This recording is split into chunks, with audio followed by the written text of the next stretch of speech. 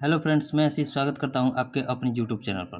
Friends, जैसा कि आप सभी को पता होगा कि इसमें हम रोजगार विद अंकित सर के ऐप में पूछे गए मॉक टेस्ट का सोल्यूशन करते हैं। आज हम जो है एक और मॉक टेस्ट को सॉल्व करेंगे जो हमारा होगा दिल्ली पुलिस कांस्टेबल का। इससे पहले भी हमने बहुत सारे इसके मॉक को सॉल्व किया है। जैसे कि देखिए, जो अभी संडे को आया था 18 जून 2023 को, उस मॉक को हम सॉल्व कर दिए हैं। अगर आपने वो वीडियो नहीं देखा है तो उसे जाकर जरूर देखिएगा, उससे आपको बहुत हेल्प मिलेगा। इसमें आए हम 15 सवालों को देखते हैं। जो मैथ के 15 सवाल होते हैं वो सारे सवालों को देखते हैं कि कैसे उन्हें सॉल्व करना है, कैसे उसमें टाइम बचाया जा सके। तो उससे आपकी काफ़ी हेल्प होगी। अगर आप देखिए, इस टेस्ट को बहुत सारे लोग देते हैं और इसका एग्ज़ाम भी 1 सितंबर से फॉर्म भरेगा, तो इस टेस्ट को बहुत सारे लोग दे रहे हैं। तो आज हम जो है जितना पुराना वाला सेट है पहले से, देखिए 19 जून 2022, इससे भी पहले पहले से इसमें मॉक है। तो जैसे जो आ रहा है वैसे हम सॉल्व करें। आज हम सोच रहे हैं कि 19 जून 2022 का जो मॉक आया था दिल्ली पुलिस कांस्टेबल का, इसमें मैथ के सवालों को देख लेंगे। इसमें लगभग 15 सवाल मैथ के रहते हैं, तो वो सारे 15 सवाल को देखेंगे। और वीडियो अच्छा लगेगा तो इसे शेयर जरूर कीजिएगा। शेयर करने के लिए इसलिए बोलते हैं ताकि देखिए, जितने भी लोग होते हैं जो इस मॉक को देते होंगे, उसमें बहुत सारे लोगों को मैथ में प्रॉब्लम आती होगी। उसे अगर आप देखेंगे तो उसे आपको बहुत हेल्प मिलेगी। तो चलिए देखिए, 90 मिनट का टाइम है, 100 क्वेश्चन है। इसमें आए हम 15 मैथ के सवालों को केवल देखेंगे। तो वीडियो पूरा जरूर देखिएगा, इसमें आपको बहुत हेल्प मिलेगी। तो चलिए टेस्ट स्टार्ट करते हैं। सेक्शन चुन लेते हैं, मैथ का ही सेक्शन खुला है तो ठीक है। इसमें देखिए लगभग कितना 15 सवाल मैथ के होते हैं, तो वो सारे 15 सवाल को देखेंगे। तो चलिए क्वेश्चन नंबर पहला क्या है हमारा। क्वेश्चन नंबर पहले से स्टार्ट करते हैं। क्वेश्चन है कि दो स्टेशन ए व बी 60 किलोमीटर की दूरी पर स्थित है। एक रेलगाड़ी स्टेशन ए से स्टेशन बी की ओर 20 किलोमीटर पर घंटे की चाल से चलती है, ठीक है। 3 घंटे बाद एक अन्य रेलगाड़ी बी से ए की ओर 25 किलोमीटर पर घंटे की चाल से चलती है। तो कितने समय बाद पहली रेलगाड़ी दूसरी रेलगाड़ी से मिलेगी। देखिए, दो स्टेशन है, एक स्टेशन के अंत कौन सा है, ए है, और एक स्टेशन है बी। दोनों के बीच की दूरी कितना है, 60 किलोमीटर, ठीक है, 60 किलोमीटर। और यहाँ से एक स्टेशन ए से रेलगाड़ी चल रही है 30 किलोमीटर पर आवर के स्पीड से, ठीक है। तो 20 किलोमीटर पर आवर के स्पीड से चल रही है। 20 किलोमीटर पर आवर की स्पीड से चल रही है, तो 3 घंटे बाद स्टेशन बी से चल रही है। तो 3 घंटे में कहाँ कितना दूरी चल जाएगी। तो स्पीड इंटू टाइम, डिस्टेंस बराबर कितना होता है, स्पीड इंटू टाइम। तो 20 किलोमीटर के स्पीड से 3 घंटे में 60 किलोमीटर चल जाएगी, यानी कि पूरा यहाँ बी तक पहुँच जाएगी। बी तक एक रेलगाड़ी आ जाएगी, फिर यहाँ से एक रेलगाड़ी खुलेगी। तो पूछा दूसरी रेलगाड़ी से कितने समय बाद मिलेगी। तो 3 घंटे बाद यहाँ से खुलने वाली जैसे ही होगी वो ट्रेन आकर लग जाएगी यहाँ, यानी कि 3 घंटे बाद जाकर यहाँ मिल जाएगी। 3 घंटे, यानी कि ऑप्शन सी। यहाँ से जब 3 घंटे बाद खुलेगी तो स्टेशन बी के पास पहुँच जाएगी, और तब ये ट्रेन खुलने वाली है। तो स्टेशन बी ए पर दोनों आपस में मिल जाएंगे, यानी कि 3 घंटे बाद मिल जाएगी। टाइम बताना था। अब देखिए next question, question number second. Question है कि एक सेकंड, एक संख्या को 555 तथा 445 के योग से विभाजित करने पर भागफल उनके अंतर के दोगुने के बराबर आता है और शेषफल 30 आता है। तो तदनुसार वो संख्या क्या है। देखिए, संख्या कौन सी है, 555 है और 445 है, ठीक है, 445। अब पूछ रहा है कि भागफल कितना आता है। भागफल आता है उनके अंतर के दोगुने के बराबर। इनका अंतर कितना है, तो 0, 5 में 4 गया 1, 5 में 4 गया 1, 110। 110 का दुगुना कितना होता है, 220। 220 आता है भागफल, ठीक है। और शेषफल कितना आता है, शेषफल आता है हमारा, शेषफल आता है 30, ठीक है। तो अब पूछ रहा है कि वो संख्या बताना है। तो संख्या देखिए, ये दोनों के योग से विभाजित करने पर, और योग से विभाजित करने पर भागफल उनके अंतर के दोगुने के बराबर आता है। तो इनका योग कितना होगा, पहले इनका योग देख लेंगे। 555 और 445 का योग कितना है, 5 5 10, 5 4 9 और 1 10, और 5 4 9 और 1 10, 1000 आएगा योग। इनके इनका जो ये आ गया हमारा, क्या ये आ गया, देखिए इससे हमें भाग देना है, ठीक है, इससे हमें भाग देना है। और ये हमारा कितना है, भागफल है 220 और शेषफल है ये। तो हमें संख्या बताना है। तो संख्या क्या हो जाएगा, 1000, ठीक है, 1000 गुणे जिससे भाग दिए हैं 220, और प्लस करेंगे शेषफल। शेषफल को कर देंगे तो हमारा संख्या आ जाएगा। क्योंकि देखिए हम आपको बताते हैं, मान लीजिए संख्या है हमारा 8, ठीक है, 8 संख्या है, और 8 को हम 2 से विभाजित कर रहे हैं तो 4 आ रहा है, सॉरी 8 नहीं, मान ली 9 है। 2 से विभाजित कर रहे हैं तो भागफल हमारा 4 आ रहा है और शेषफल 1 आ रहा है। तो देखिए 2 में 4 से गुना करके 1 जोड़ेंगे तो 9 आ रहा है ना, 2 चौके 8 और 1 9। वैसे ही 1000 में 220 से गुना करेंगे भागफल से और शेषफल को जोड़ देंगे तो हमारा संख्या आ जाएगा। तो कितना हो जाएगा संख्या, दो, देखिए 1 मिनट रुकिए, 1 सेकंड।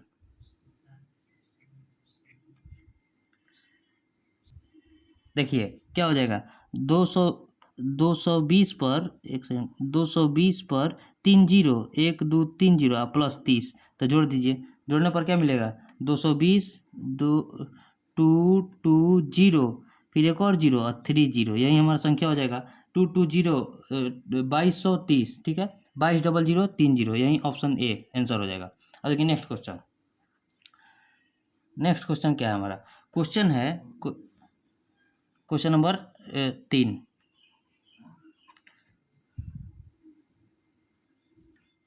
देखिए क्वेश्चन नंबर 3, पेन को चेंज कर दिया, थोड़ा खराब हो गया था। क्वेश्चन है कि 8 घंटे में एक महिला द्वारा किया गया कार्य 6 घंटे में एक पुरुष द्वारा 12 घंटे में एक लड़के द्वारा किए गए कार्य के बराबर है।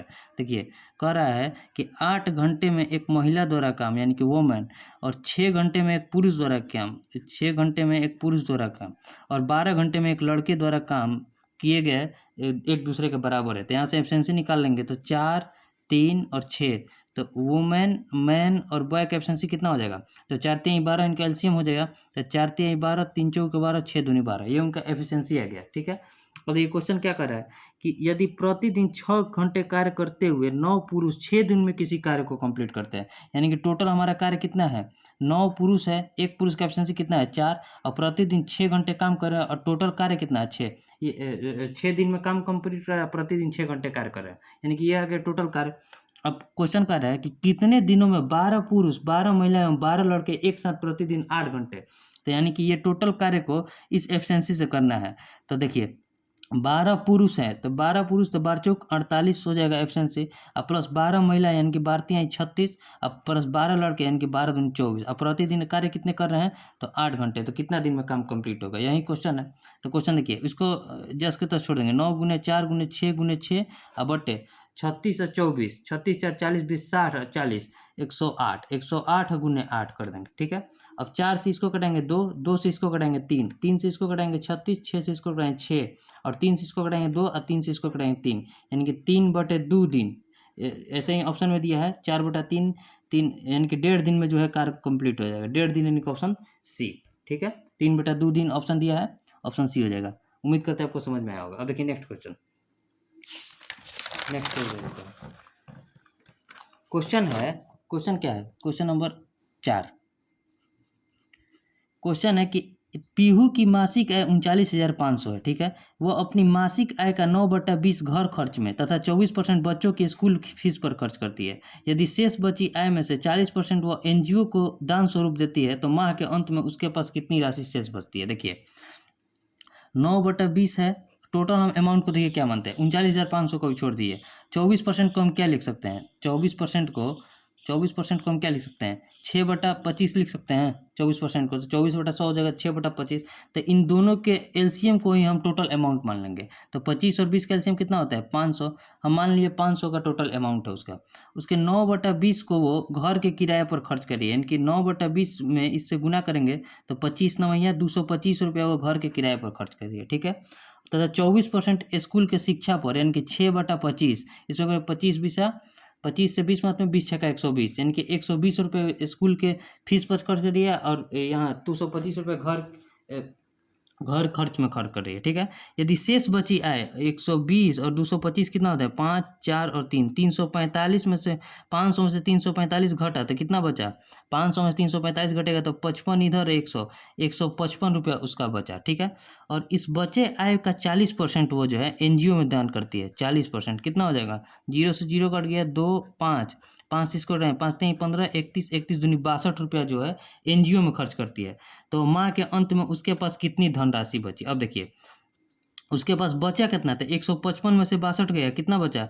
5 में से 2 गया 3, 15 में से 6 गया 9, ठीक है। 93 रुपये उसके पास बचा, ठीक है। तो असल में 93 रुपये बचा, लेकिन ओरिजिनल में कितना बचा? देखिए 500 को हम कितना माने? 500 बराबर किसके है?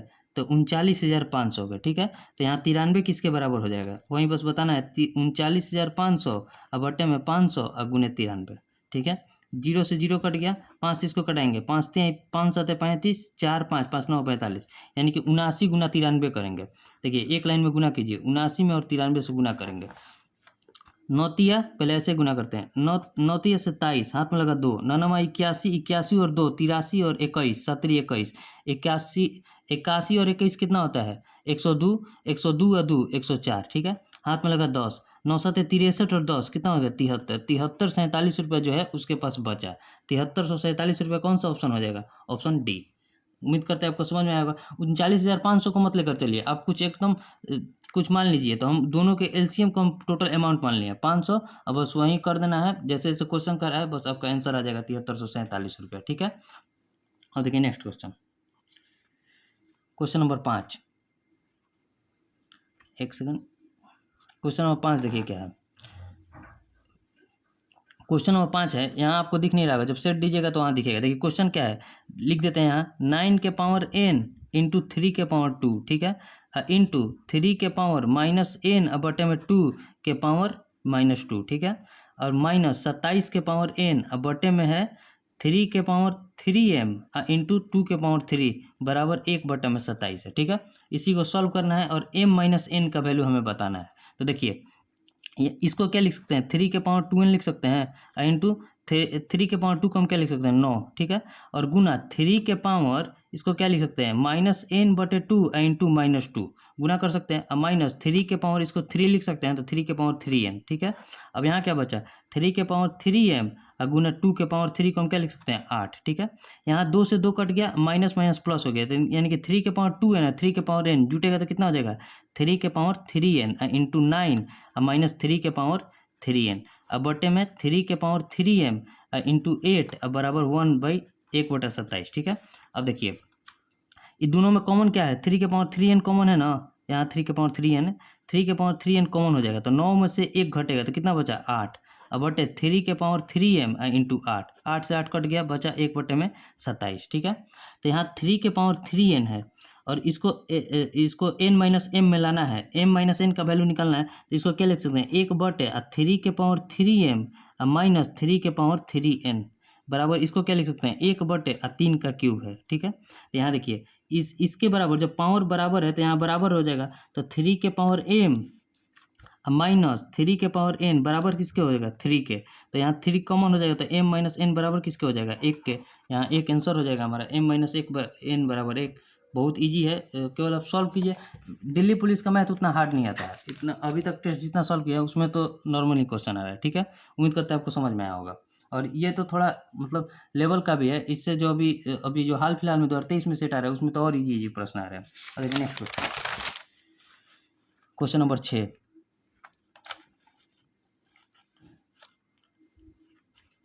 क्वेश्चन है कि योजना ए में एक निश्चित दर पर वार्षिक रूप से चक्रवृद्धि ब्याज देय है, ठीक है। जब कुछ निश्चित धन को योजना में लगाया जाता है तो यह 2 वर्ष पश्चात 14,112 रुपये तथा 3 वर्ष के पश्चात 16,934 रुपये 40 पैसा हो जाता है, तो निवेश किया गया धन बताना है। तो देखिए यहाँ CI दे रहे हैं, तो CI कितना है 3 ईयर्स में है 16,934 रुपया 40 पैसा, ठीक है।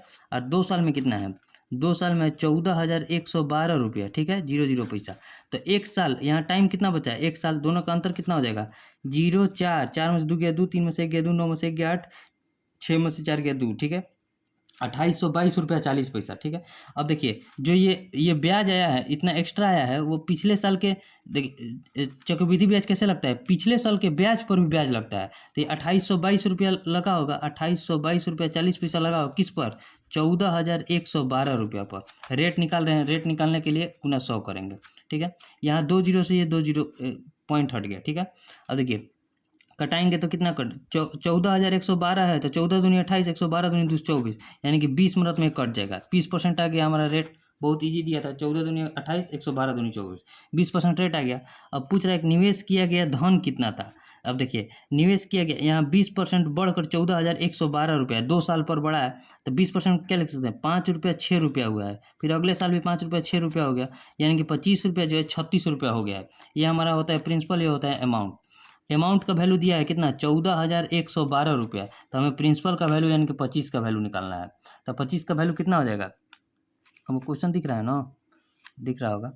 अब देखिए यहाँ से 36 का वैल्यू इतना दिया है तो 25 का वैल्यू कितना हो जाएगा 14,112 बटे 36 और गुने 25। यहाँ देखिए 9 से कटेगा 2 1 3 1 4 4 8 1 9, 9 से कटेंगे तो 4, 9 से इसको कटाइए 9 एकम 9 5 1 9 5 45 6 1 9 9 6 54 9 8 72, ठीक है।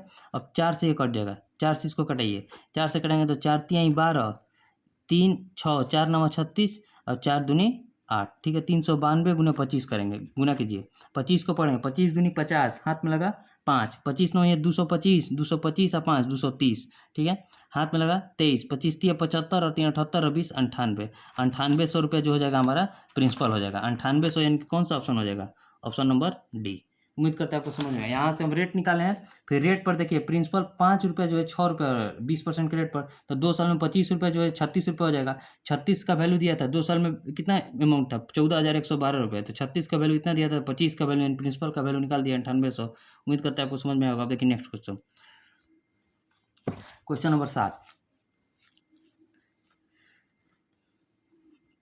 क्वेश्चन है कि सिया ने अपने पास के धन का 1/4 भाग अपने भाई को दे दिया, ठीक है। उसके भाई ने सिया से प्राप्त धन का 1/8 भाग उसके बस किराए पर तथा 1/4 भाग ट्यूशन फीस पर खर्च किया। यहाँ भी वैसे ही मान लीजिए, देखिए 1/4 है, 1/8 है और 1/4 है। तीनों का एलसीएम नहीं, तीनों का गुणज निकालिए। तीनों का गुणज निकालिए, 8 चौके 32, ठीक है। 8 चौके 32, यहाँ मान लीजिए तीनों का एलसीएम कितना हो जाएगा? तीनों का एलसीएम हो जाएगा हमारा 8 चौके 32 रुपये, ठीक है। मान लीजिए 32 हो गया एलसीएम। यहाँ मान लिए 32 रुपये सिया के पास धन था। अब उसमें से 1/4 भाग यानी कि 8 रुपया दे दिया था। 1/4 इसका कितना हो गया? 8 रुपया। 8 रुपया अपने भाई को दे दिया, ठीक है। उसके भाई ने सिया से प्राप्त धन का 1/8 भाग यानी कि इसका 1/8 भाग बस किराए पर, इसका 1/8 भाग कितना हो जाएगा? इसका 1/8 भाग हो जाएगा 1 रुपया। 1 रुपया बस किराए पर, ठीक है। और उसके बस किराए पर तथा 1/4 भाग यानी कि 1/4 भाग कितना हो गया? 2 रुपया उसने ट्यूशन पर खर्च किया। और कितना खर्च हो गया? 2 1 3 रुपया। उपरोक्त खर्च करने के बाद सिया के भाई के पास 125 रुपये, 3 रुपया खर्च कर दिया, 8 रुपया मिला था यानी कि उसके पास 5 रुपया बचा। इसी 5 रुपये का वैल्यू दिया है 125 रुपया। तो हमसे पूछ रहा है कि आरंभ में सिया के पास कितना धन था? तो सिया के पास हम धन कितना माने? 32 रुपया। तो 32 का वैल्यू बताना है। तो यहाँ देखिए 25 से गुना हुआ है, तो यहाँ भी 25 से गुना हो जाएगा। 25 दूनी 50, 25 या 75 और 5 80, 800 रुपये जो है आरंभ में सिया के पास धन था। उम्मीद करते हैं आपको समझ में आया। इसमें जितना ये दिया होता है इसी का एलसीएम एक मान लेते हैं। तो यहाँ हम एलसीएम 16 भी होगा, 16 भी मानकर बनाइएगा तो आंसर आ जाएगा। यहाँ हम 32 मान लिया, ठीक है। 32 मानने पर आसानी से आ गया, तो 800 रुपया जो हमारा हो जाएगा ऑप्शन बी आंसर हो जाएगा। अब देखिए नेक्स्ट क्वेश्चन, क्वेश्चन नंबर 8। क्वेश्चन है कि एक जार में 40 लीटर दूध है, ठीक है। जार में से 8 लीटर दूध निकालकर उसमें उतना ही मात्रा में पानी मिला दिया जाए। अब यदि जार में नए बने मिश्रण में से 8 लीटर मिश्रण निकाल दिया जाए तो जार में दूध की मात्रा कितनी बचेगी? यहाँ देखिए 40 लीटर दूध है जिसमें 8 लीटर दूध निकाल लिया जाता है। तो 8 लीटर जब दूध निकाले तो 32 लीटर दूध बचा, 8 लीटर पानी मिला, उसमें पानी मिला दिया तो 8 लीटर पानी बच गया, मिल्क और वाटर, ठीक है। अब इसमें से बोला जा रहा है कि यदि जार में नए बने मिश्रण में से 8 लीटर मिश्रण निकाल लिया जाता है, तो 8 लीटर जब मिश्रण निकाल लिए तो यहाँ देखिए एलसीएम 4:1 के रेशियो में है दूध और पानी। अब इसमें से 8 लीटर निकाल लिए तो 8 लीटर जब निकाले तो उसमें से रेशियो 4:1 बचेगा, लेकिन मिश्रण टोटल यहाँ 40 है तो यहाँ कितना 8 निकाल लिए तो 32 बचा। तो अब उसमें पूछ रहा है कि जार में दूध की मात्रा कितनी है, यानी कि 4 और 1 5 का वैल्यू दिया है 32। 8 लीटर निकालने के बाद तो 4 का वैल्यू बताना है। तो 4 का वैल्यू कितना हो जाएगा? 32/5 और गुना के 4, ठीक है। तो यहाँ पॉइंट में दिया है तो इसको निकालिए। पॉइंट में निकालेंगे तो 32 चौके कितना होता है? 4 दूनी 8, 4 दिया 12, 128, ठीक है। 128/5 कितना हो जाएगा? 5 दूनी 10, 2 8, 5 25, 3 0, 5 6 30, यानी कि 25.6 लीटर जो है मिल्क बचेगा। 25.6 लीटर यानी कि ऑप्शन सी पॉइंट में दिया था। उम्मीद करते हैं आपको समझ, इसमें कुछ था नहीं, बहुत इजी क्वेश्चन था रेशियो का। अब देखिए next question, question number 7। Question है कि एक व्यापारी किसी मेज को 10% हानि पर बेचता है, ठीक है। यदि उसने इसे 75 रुपये अधिक में बेचा होता तो उसे 15% लाभ होता। इस मेज पर 25% लाभ प्राप्त करने के लिए इसका विक्रय मूल्य कितना होगा? देखिए 10% का लॉस है और 15% का लाभ होता है, ठीक है। तो यहाँ से यहाँ तक आने पहले 0 आने के लिए 10% बढ़ना पड़ेगा और फिर यहाँ से यहाँ जाने के लिए 15%, टोटल उसे 25% बढ़ना पड़ेगा। कितना लाभ कमाने के लिए? 75 रुपये अधिक लाभ कमाने के लिए, ठीक है। तो उसमें से पूछ रहा है उसे 25% लाभ प्राप्त करने के लिए, यानी कि 125% का वैल्यू पूछ रहा है। तो यहाँ जब 5 से गुना हुआ है तो यहाँ भी 5 से गुना कर देंगे। तो 5 25, 5 7 35 और 2 37, 375 रुपये में जब बेचेगा तो 25% का लाभ हो जाएगा। 375 यानी कि ऑप्शन सी। और देखिए नेक्स्ट क्वेश्चन, क्वेश्चन नंबर 8। क्वेश्चन है कि एक कक्षा के 30 छात्रों की औसत आयु 12 वर्ष है, ठीक है। इनमें से 5 छात्रों के एक समूह की औसत आयु 10 वर्ष है तथा 5 छात्रों के दूसरे समूह की औसत आयु 14 वर्ष है। तो शेष छात्रों की औसत आयु देखिए, 30 छात्रों की औसत आयु कितनी है, 12 वर्ष है। 5 छात्रों की औसत आयु कितनी है, 5 छात्रों की औसत आयु है 10 वर्ष, ठीक है। और शेष 5 छात्रों की औसत आयु है 14 वर्ष। तो शेष छात्र यानी कि 5 5 10 और 30 है टोटल 20 छात्रों की औसत आयु हमें बतानी है। तो यहाँ देखिए सबको 12 रुपया लाना था, लेकिन 5 लोगों ने 10 रुपया लाया। कितना कितना रुपया कम लाया, तो 2 रुपया कम लाया। तो ये 2 रुपया कम को इस 20 लोगों को लाना पड़ेगा, यानी कि 10 रुपया उन्हें एक्स्ट्रा लाना पड़ेगा। लेकिन फिर पता चला कि 5 लोगों ने 2 रुपया एक्स्ट्रा ला दिया है, यानी कि 5 लोगों ने यानी कि 10 रुपये एक्स्ट्रा ला दिया है। तो इनका भरपाई तो यही लोग कर दिए, यानी कि इनको एक्स्ट्रा नहीं लाना है, बस जो 12 रुपया लाना था वही लाना है। इनके औसत जो हो जाएगा 12 ही रह जाएगा। 20 छात्रों का औसत कितना हो जाएगा, 12 वर्ष, ठीक है। अब देखिए नेक्स्ट क्वेश्चन, ये बहुत इजी है और एवरेज के क्वेश्चन को ऐसे ही बनाया जाता है शॉर्ट में इसका। अब देखिए next question, question number 11। Question है कि माना x एक लघुत्तम संख्या है, ठीक है, जिसे जब 2000 में जोड़ा जाए तो परिणामी संख्या 12, 16, 18 और 21 से विभाज्य हो जाती है। तो x के अंकों का योग बताना है। देखिए 12 है, 16 है, 12, 16, 18 और 21 से विभाजित है। तो संख्या इसके एलसीएम से विभाजित होगी, यानी कि 7 × 3, 18 कटाने के लिए 6 से गुना, 16 कटाने के लिए 2 है और 2 है तो 8 से गुना करेंगे तो 16 कट जाएगा, ठीक है।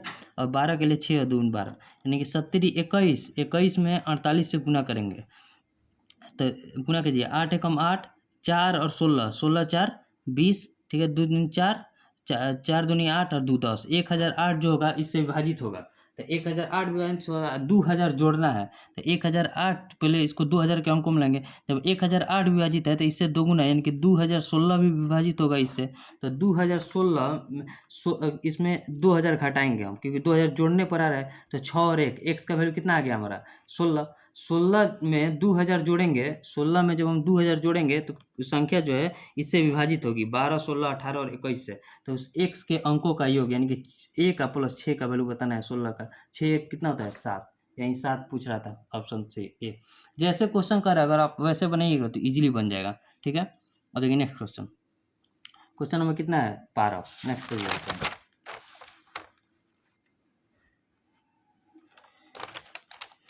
क्वेश्चन है, क्वेश्चन क्या है कि ए ने एक वस्तु को बी को 20% के लाभ पर बेचा, ठीक है। बी उसे सी को 10% लाभ पर बेचा, सी उसे डी को 16 रुपये के लाभ पर बेचता है। तो डी और ए के क्रय मूल्य का अंतर 500 रुपये है। तो बी ने ए को कितने का भुगतान किया था, देखिए ए है, बी है, सी है और डी है, ठीक है।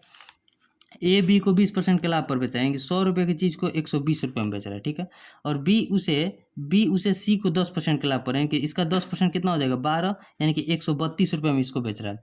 और ये जो है 16 रुपये का लाभ कर रहे हैं, 132 और 16 कितना होता है 148 रुपये पर। अब इसका और इसका अंतर दिया है, कितना का अंतर है 48 के अंतर का वैल्यू दिया है 500 रुपये। तो हमें पूछ रहा है बी ने ए को वस्तु को कितना भुगतान किया, यानी कि 120 का वैल्यू पूछ रहा है। तो बस बता दीजिए 500 बटे 48 इंटू 120, 12 से कट जाएगा 4 मात में, इसको 2 इसको 5 और 100 कितना हो जाएगा 225, 225 दूनी 250 दूनी 500, तो 25 पचे कितना होता है 125, 1250 रुपये जो है बी भुगतान किया होगा ए के लिए, 1250 यानी कि ऑप्शन बी। बहुत ईजी है, जैसे बताए हैं वैसे लिख दीजिएगा। यहाँ देखिए 20% का लाभ कमाए, ये 10%, इसका 10% कितना होता है 12, तो इसमें जोड़े हैं 132, 132 में 16 जोड़ेंगे तो 148, ये दोनों का अंतर दिया था, बस वहीं से निकाल देना था। अब देखिए next question, question number 13। Question है कि कोई निश्चित धनराशि 3:5 के अनुपात में है। पी और क्यू 2 व्यक्तियों में विभाजित की जानी है, परंतु इसको 2:3 के अनुपात में विभाजित किया गया, जिससे क्यू को 10 रुपये की हानि हुई। देखिए 3:5 के अनुपात में विभाजित करना था, लेकिन विभाजित कितना किया 2:3 के अनुपात में। तो यहाँ जो होगा, यहाँ जो संख्या होगा वही संख्या यहाँ भी होगा, जितना रुपया यहाँ होगा उतना ही रुपया यहाँ। तो यहाँ कितना रुपया है 8 रुपया, यहाँ कितना रुपया है 5 रुपया। पहले दोनों रुपया को बराबर करेंगे, तो यहाँ 5 से गुना करेंगे, यहाँ 8 से गुना करेंगे, ठीक है। तो यहाँ 5 से गुना करेंगे कितना हो जाएगा 5 3 15, 50 25, ठीक है। यहाँ 8 दूनी 16 और 8 3 24। तो यहाँ देखिए क्यू को 10 रुपये की हानि हुई। क्यू को हानि कितना हुई? 25 रुपये की जगह 24 रुपये दिए, यानी कि 1 रुपये का हानि हुई। 1 का वैल्यू दिया है 10, ठीक है। तो हमें क्या क्या बताना है? तो राशि क्या थी? 25 और 15 40 राशि थी, तो 40 का वैल्यू बताना है। जब 1 का वैल्यू 10 है तो 40 का वैल्यू कितना हो जाएगा? 40 दहिया 400 रुपया विभाजित करना था। 400 यानी कि ऑप्शन डी। अब देखिए नेक्स्ट क्वेश्चन। अब और 2 सवाल है, 15 सवाल आते हैं जिसमें 13 हमने सॉल्व किया है, और 2 सवाल है। देखिए क्वेश्चन नंबर 14 क्या है? क्वेश्चन है कि ए और बी एक कार्य को 10 दिन में, बी और सी 15 दिन में और सी और ए 20 दिन में पूरा कर सकते हैं। सभी 2 दिन तक उस कार्य को करते हैं, फिर ए छोड़कर चला जाता है। 2 दिन बाद बी भी छोड़कर चला जाता है। शेष कार्य देखिए, ए और बी मिलकर कार्य को कितना दिन में कर रहे हैं? 10 दिन में। बी और सी मिलकर कितना दिन में कर रहे हैं? 15 दिन में। और सी और ए मिलकर इस कार्य को 20 दिन में कर सकते हैं, ठीक है। तो यहाँ से उनका टोटल कार्य कितना हो जाएगा? 10, 15 और 20 का एलसीएम कितना होता है? 60, ठीक है। तो 10 छः के 60, 15 चौके 60 और 20 तिहाई 60। तो ए बी और सी मिलकर तीनों एक साथ कितना दिन में एक साथ मिलकर कितना कार्य करें? 6 4 10 और 3 13। 13 नहीं होगा, 13/2 है। क्यों? क्योंकि यहाँ 2 ए है, 2 बी है और 2 सी है, तो इसमें एक एक निकाल देंगे, 13/2। ये तीनों मिलकर 2 दिन तक साथ कार्य किए हैं, यानी कितना कार्य हुआ है? 13 कार्य हुआ है। अब फिर ए चला गया है। अब ए चला गया है तो बी और सी मिलकर कितना कार्य कर रहे हैं? 4 काम। फिर ये 2 दिन तक चल रहे हैं, क्योंकि 2 दिन बाद बी छोड़कर चला गया, यानी कि 4 के एब्सेंसी से 2 दिन तक और कार्य हुआ है, तो 4 दूनी 8 काम। कितना काम हो गया? 13 8 21। काम कितना था टोटल? तो 60 काम था, ठीक है। देखिए समझ गए, 60 काम में से 21 कार्य हो गया, तो कितना बचा? 10 में से 1 गया 9, 5 में से 2 गया 3, 39 कार्य बचा। अब जो कार्य कर रहा है सी कर रहा है, सी शेष कार्य को कितना दिन में? तो पहले सी का हम एब्सेंसी निकालेंगे। तो तीनों मिलकर ए बी और सी मिलकर 13/2 है, तो ए बी का एब्सेंसी कितना है? 6। तो यहाँ देखिए 13/2 में से जब हम ए बी को घटाएंगे, यानी कि 6 को घटाएंगे तो हमारा सी मिल जाएगा, सी का एब्सेंसी मिल जाएगा। तो 13/2 में से जब घटाएंगे तो 2, तो यहाँ हो जाएगा 13, यहाँ हो जाएगा 12, यानी कि 1/2 आ गया एब्सेंसी। अब सी जो है 39 कार्य को 1/2 के एब्सेंसी से करेगा ना, तो ये 2 ऊपर जाकर गुना हो गया। 78 दिन में, एक दिन में आधा काम कर रहा है, तो 39 कार्य करने के लिए उसे 78 दिन लग जाएंगे। 78 दिन में जो है वो टोटल कार्य को कंप्लीट कर पाएगा।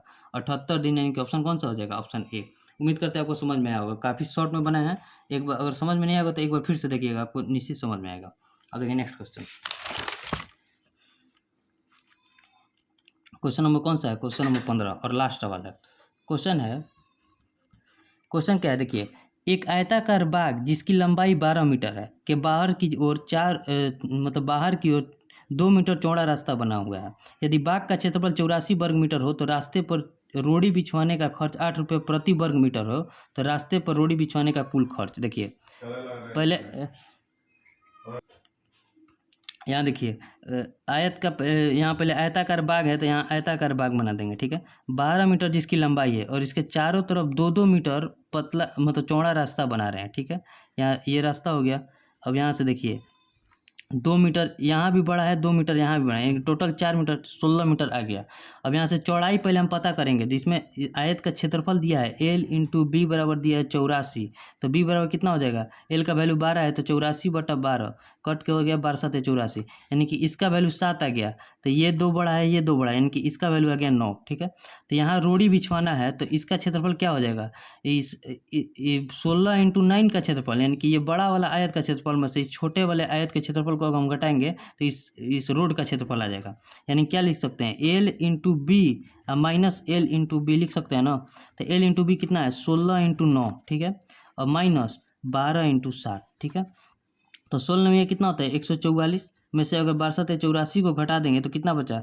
4 में से 4 गया 0, 14 में से 8 गया 6, 60। और 1 मीटर एक वर्ग मीटर का वैल्यू है 8 रुपया। 1 वर्ग मीटर को कराने के लिए 8 रुपया खर्च लगता है, तो 60 वर्ग मीटर को कराने के लिए 8 से गुना करेंगे, 8 छक 48, 480 रुपये का खर्च लगेगा रोड़ी बिछवाने का। 480, सॉरी कहीं गलती हुआ है क्या, देखते हैं। यहाँ 4 में से 4 गया 0, 14 में से 8 गया 6, ठीक है।